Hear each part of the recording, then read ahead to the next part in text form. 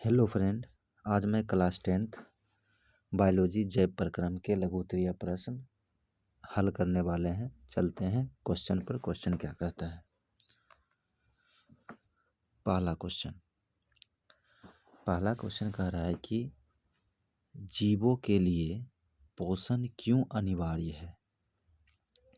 पहला क्वेश्चन कह रहा है कि जीवों के लिए पोषण क्यों अनिवार्य है। तो इसका आंसर है कि जीव शरीर के अंदर टूटे फूटे कोशिकाओं की मरम्मत हो जाए, नया कोशिकाएं बन जाए और शरीर उचित ऊर्जा की प्राप्ति हो जाए एवं जैविक क्रियाओं के संचालन हेतु पोषण अनिवार्य है। इसका मतलब ये कह रहा है कि शरीर के अंदर जो टूटे फूटे कोशिकाओं की मरम्मत हो जाए और नया कोशिकाओं का निर्माण हो जाए, और निर्माण होने में जो हमारे शरीर में उचित ऊर्जा प्राप्ति होती है, तो वह उचित ऊर्जा कहाँ से मिलती है? खाद्य पदार्थों से मिलती है। तो ये सब जो जैविक क्रियाओं को संचालन होता है वो किसके मदद से होता है? पोषण के मदद से होता है। तो इसका सही जवाब हो गया। ये जो क्वेश्चन है एग्जाम व्यू से मोस्ट इम्पॉर्टेंट है, यानी VVI है, तो इसको याद रखना है। अब चलते हैं क्वेश्चन नंबर 2 पर। क्वेश्चन नंबर 2 क्या कहता है? कहता है कि पोषण की परिभाषा लिखे। क्वेश्चन नंबर 2 कहता है पोषण की परिभाषा लिखे। तो इसका आंसर देखते हैं। वह विधि जिससे जीव पोषक तत्वों को ग्रहण कर उनका उपयोग करते हैं पोषण कहलाते हैं। यानी कि वह विधि जिससे जीव पोषक तत्वों को ग्रहण करता है और ग्रहण करके उसका उपयोग करता है, तो उसे हम क्या कहते हैं? पोषण कहते हैं। ठीक है, तो इसका सही जवाब हो गया। अब चलते हैं क्वेश्चन नंबर 3 पर। क्वेश्चन नंबर 3 क्या कहता है?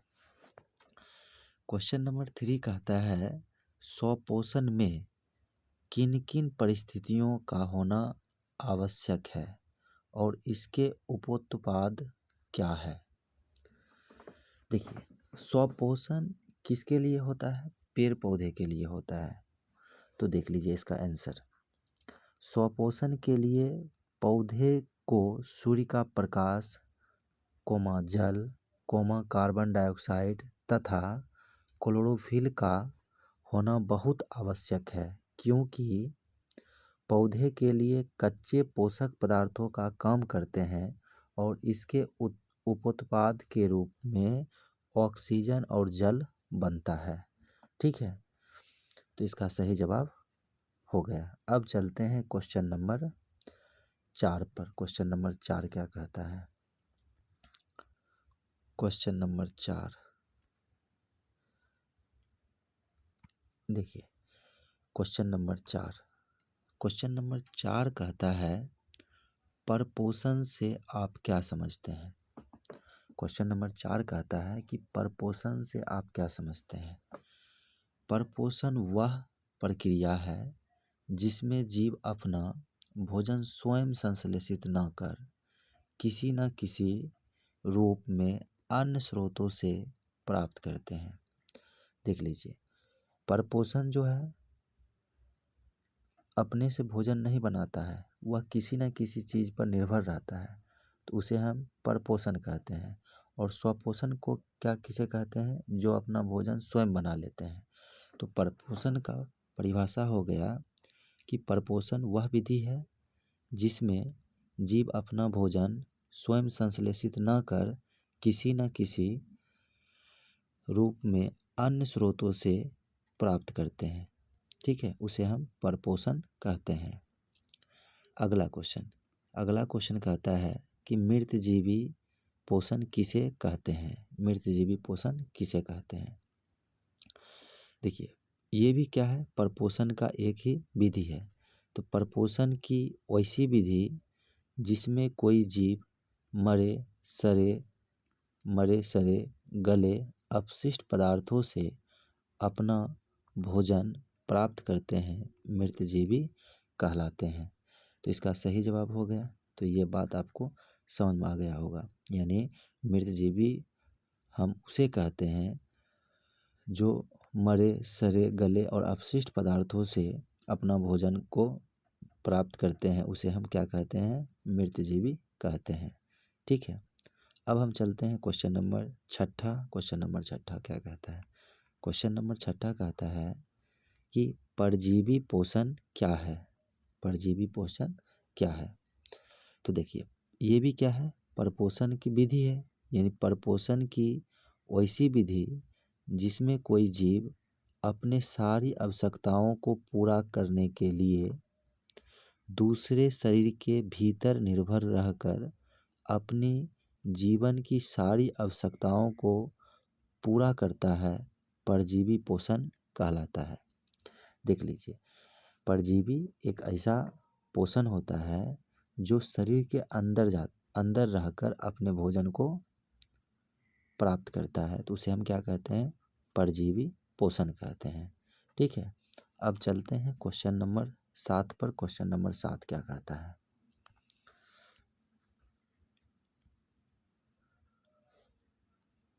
Question number 7। क्वेश्चन नंबर 7 कहता है कि प्राणी संपोषण जीव किसे कहते हैं? यानी प्राणी संपोषी जीव किसे कहते हैं? तो ये भी क्या है? परपोषण की विधि है। यानी परपोषण की वैसी विधि जिसमें कोई जीव ठोस द्रव रूप में अपना भोजन ग्रहण करने की विधि द्वारा ग्रहण करते हैं। यानी कि प्राणी संपोषण जीव हम वैसे कहते हैं, उसे कहते हैं जो ठोस या द्रव के रूप में अपना भोजन को ग्रहण करते हैं। यदि वो ठोस के रूप में भी ग्रहण करते हैं या द्रव के रूप में ग्रहण करते हैं तो उसे हम प्राणी संपोषण जीव कहते हैं। ठीक है, अब चलते हैं क्वेश्चन नंबर 8 पर। क्वेश्चन नंबर 8 क्या कहता है? क्वेश्चन नंबर 8 कहता है प्रकाश संश्लेषण से आप क्या समझते हैं? क्वेश्चन नंबर 8 कहता है प्रकाश संश्लेषण से आप क्या समझते हैं? प्रकाश संश्लेषण से आप क्या समझते हैं? ये जो क्वेश्चन है इस बार भी बिहार बोर्ड क्लास 10th में पूछा गया है 2025 में। ठीक है, अब हम बात करते हैं प्रकाश संश्लेषण से आप क्या समझते हैं। देखिए, आंसर है कि हरे पेड़ पौधे में होने वाली वैसी जैविक रासायनिक अभिक्रिया जिसमें पौधे जो है मिट्टी से जल एवं खनिज लवण लेकर वायुमंडल से CO2 ग्रहण करते हैं। पौधे जो है मिट्टी से जल एवं खनिज लवण लेकर वायुमंडल से CO2 ग्रहण करते हैं और सूर्य के प्रकाश की उपस्थिति में क्लोरोफिल की सहायता से पत्तियां अपना भोजन तैयार करती है।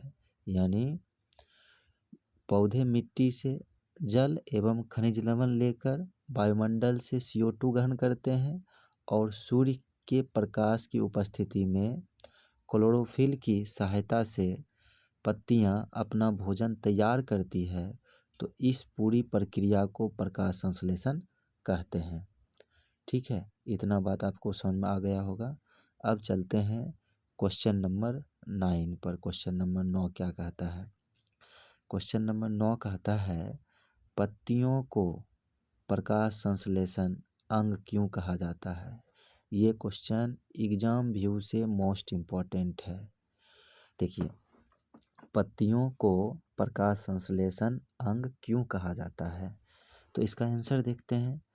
पौधों में पत्ती ही वह विशेष अंग है जिसमें क्लोरोफिल प्रचुर मात्रा में पाया जाता है और पत्तियों का रंध्र गैसीय विनिमय का काम करते हैं। जो पत्तियों के रंध्र में छोटे छोटे जो छिद्र होते हैं वो गैसीय विनिमय का काम करता है और जाइलम और फ्लोएम पत्ती में कुछ ज़्यादा ही सक्रिय रहते हैं।